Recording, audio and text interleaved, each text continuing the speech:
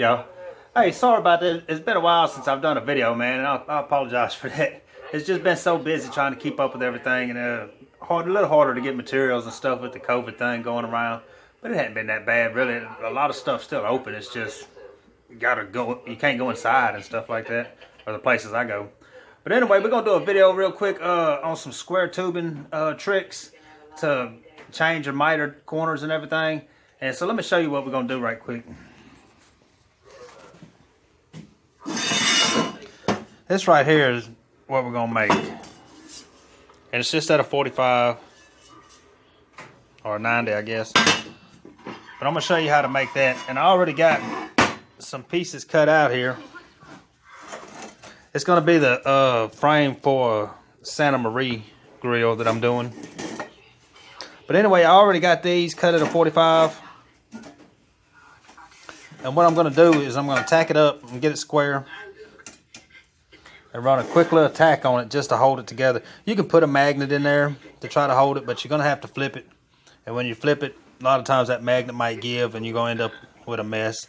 So I'm just gonna put a quick 2 little tacks on each side and then draw it out, and then we'll start cutting the thing out and form that part up. All right, I got it tacked up, and it's just a couple small little tacks because I'm gonna have to cut it back apart anyway. This is just to get it drawn out. That's all. You just need enough to hold it there for a few minutes.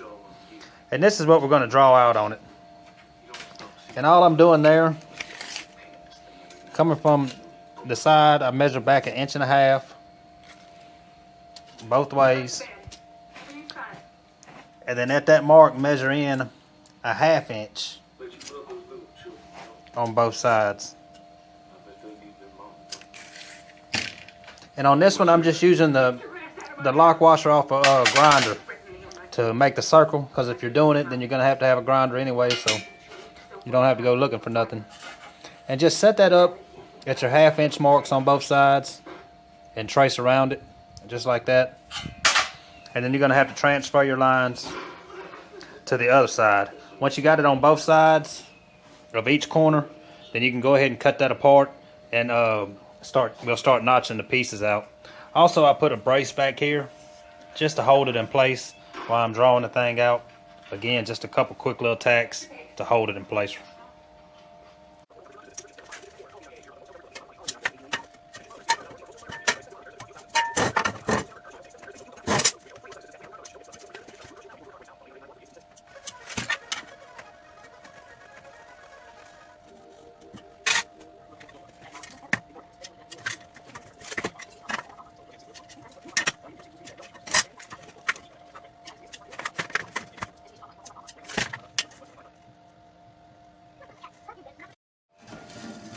Alright, I got it cut apart, and now you can kind of see the marks on there where it'll go back together. If you're doing it a whole set like this, I would mark this side up so you know which side is which when you go to put it back together. You don't have to guess at it. So anyway, we're going to start cutting it out, and you're going to cut out this whole part. Notch it down in on that line, come down, notch the other side, and then come back and try to get the rounded part out of it. And get it, if you can, stay just above that line. That way maybe you can just buff it down to the line, you know, that way hopefully everything goes good then and you don't end up too far into it. It's just kind of preparing for stuff ahead of time. So anyway, we're going to notch all that out and then put it back together.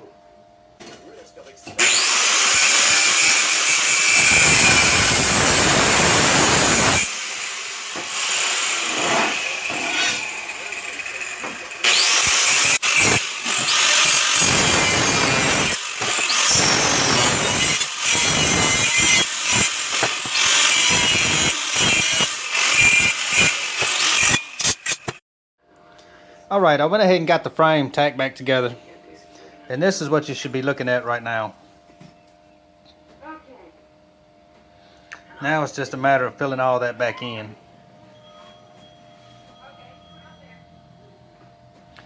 And the way I do it is I cut a piece of, this is 1.5 inch tubing, so I cut a piece of 1.5 inch down, just under 1.5 inch actually, because this is thin, but if you can get an outside corner edge, then in my opinion it's better. But if not, then try to get it right there flat. You're going to grind the welds out anyway in the end. So cut you down a piece of flat board. This is 16 gauge. It's pretty easy to bend. And what I'm going to do, I'm going to get me a mark for that right there. I'm going to start in there where it'll be opposite. But once I get that mark on there, I'll put a line across it and kind of score it with the grinder. That way I can bend it. And once I get that part bent, then we'll tack it in and start coming around this way. And that's when, especially once you get down here, is when you're going to have to start kind of tapping on it with a like a chisel or something like that to get it to tuck down into there. So anyway, we'll get to bending on this thing and try to fill it in right quick.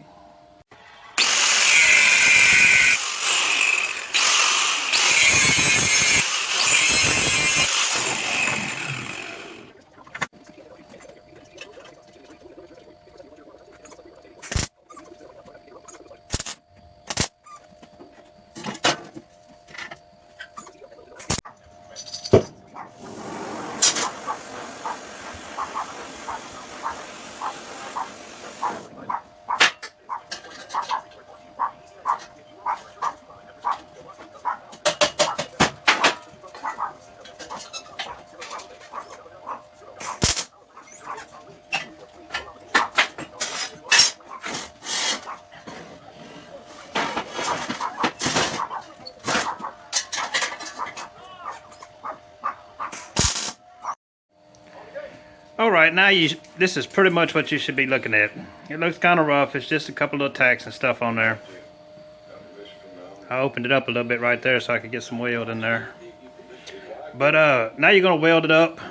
And like I say, this stuff is thin. And it looks rough right now with these tacks all over it and stuff. But once it's all welded up and cleaned up and everything, it'll look a lot better. But remember, you got to weld inside here, inside here. One of the things I do to make it easier to get in, if you're using 1.5 inch tubing and you do it the way I showed you to do it, then this piece is going to be about 2.5 inches, just under it. And then, so I cut it about 2 inches. That way this side I score and just bend over and put it on there and then start folding it from here. I had got a better clip folding it in and I messed around and deleted it. But anyway, and then fold that in and then this spot will be open. And then just cut a 1/2 inch piece and stick that up there, because you're going to have to weld that anyway. It just makes it easier than trying to fold it in there and then fold it back out. You're going to have to weld it in and grind it out anyway. So we're going to weld that stuff up, and I'm running low because like I say, it is thin. I got it on 18.1 right now, 173 wire speed. There's a glare on that thing. But anyway, that's where I'm going to try to run it in at. It may have to go down a little bit, may not. So let's get that welded up right quick.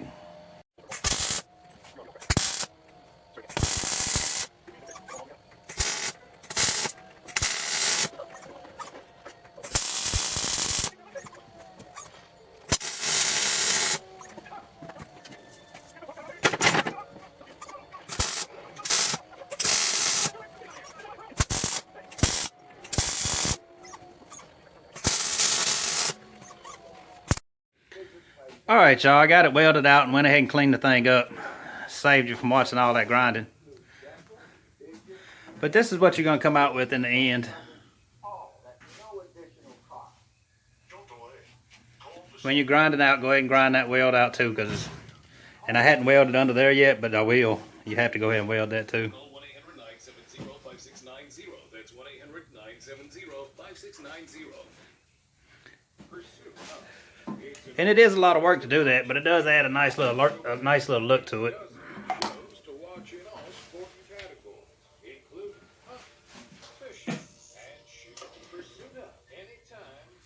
So anyway, that'll do it on this one, man. I think I explained everything how to do that. And if you got a different size tubing, measurements would just be a little bit different and stuff. And you could probably mess with it and try to make it the size you want it and this and that. But anyway, that's a little trick. If you're stuck at home during this quarantine stuff, there's something to mess with right there. And it's handy for a lot of stuff, a lot of different stuff. Like I say, this is the top of a Santa Maria grill. I'm going to come back and do the video on it. It's sitting over here. I hadn't even welded the box up yet. I just did this much so I could get the measurement between there to know what size to make that. And this is a reverse flow I'm working on. cut that end out. It'll have a smoke collector on that end. Oh yeah, I never did, on the last video I said I was going to put another video out of that one that was for sale. But it was sold by the time I could even get the video put up. As soon as that video came out, somebody wanted to buy it. So I never did put the other one up, and that's the reason. This Santa Maria will be for sale, though. It's an extra one that I'm doing. So it will be for sale as soon as I get it done. But which hopefully will be a few days. But I got to jump back on this. So anyway, that'll do it on this video, man. If you're new to the channel, please like and subscribe. And come back for the next one, man. We'll see you then.